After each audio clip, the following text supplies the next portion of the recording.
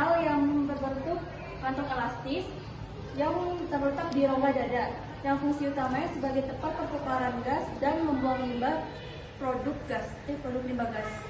Dan ini trakea atau batang tenggorokan. Trakea adalah saluran udara berbentuk tabung yang menghubungkan kelari ke kotak suara. Dan ini bronkus kanan. Bronkus kanan memiliki tiga cabang, karena paru-paru kanan memiliki 3 bagian lobus yang fungsinya yaitu mengalirkan udara dari trakea ke paru-paru dan melindungi paru-paru dengan lapisan lendir dan silia. Nah, selanjutnya yaitu ada lobus atas bagian kanan. Lobus atas adalah lobus yang terletak di paling atas.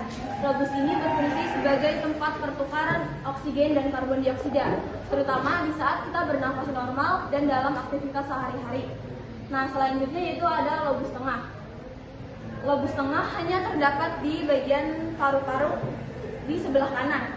Lobus ini membantu proses kerja paru-paru agar proses pernapasan berlangsung secara lebih seimbang dan lebih efektif. Nah, selanjutnya ada lobus bawah. Lobus bawah adalah bagian paru-paru yang ada di paru kanan dan paru kiri. Fungsinya sebagai tempat pertukaran oksigen dan karbon dioksida dan membantu tubuh agar mendapatkan oksigen yang baik. Selanjutnya ada lobus atas. Lobus atas adalah bagian dari paru-paru. Paru kanan memiliki 3 lobus, paru-paru kiri memiliki 2 lobus yang berfungsi untuk mendistribusikan udara dan melakukan penukaran gas. Lalu ada bronkiolus. Bronkiolus adalah cabang-cabang kecil dari bronkus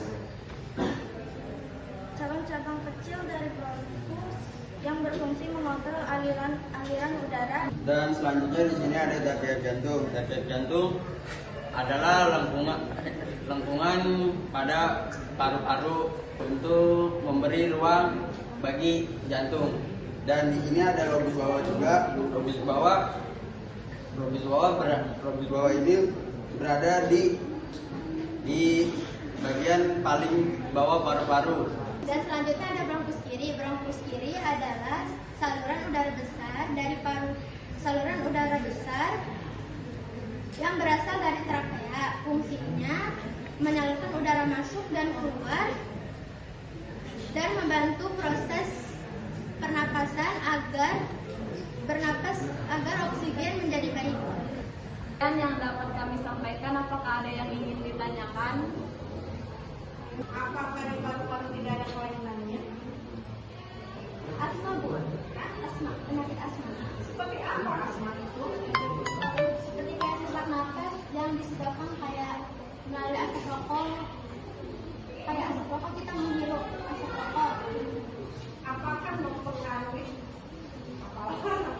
Apakah mempengaruhi ketika kena asap rokok, asap polusi? Apakah mempengaruhi fungsinya atau bekerjanya paru-paru tersebut? Mempengaruhi, tapi nggak terlalu menentukan. Siang banget itu. Kalau asma sih tidak mempengaruhi ya, cuma dia jadi saturasinya tidak sempurna. Saturasi itu untuk pernapasan. Ya. Tapi kalau asap rokok atau asap kendaraan itu mempengaruhi, menjadikan paru-paru tersebut berubah warna menjadi coklat atau hitam, bahkan tunjukkan ada bukan di gambar rokok. Ya. Bahkan itu sih palingnya itu diubah, kita suaranya itu tidak berubah. Ya. Sekian presentasi dari kelompok 5, kurang lebihnya mohon maaf. Wassalamualaikum warahmatullahi wabarakatuh.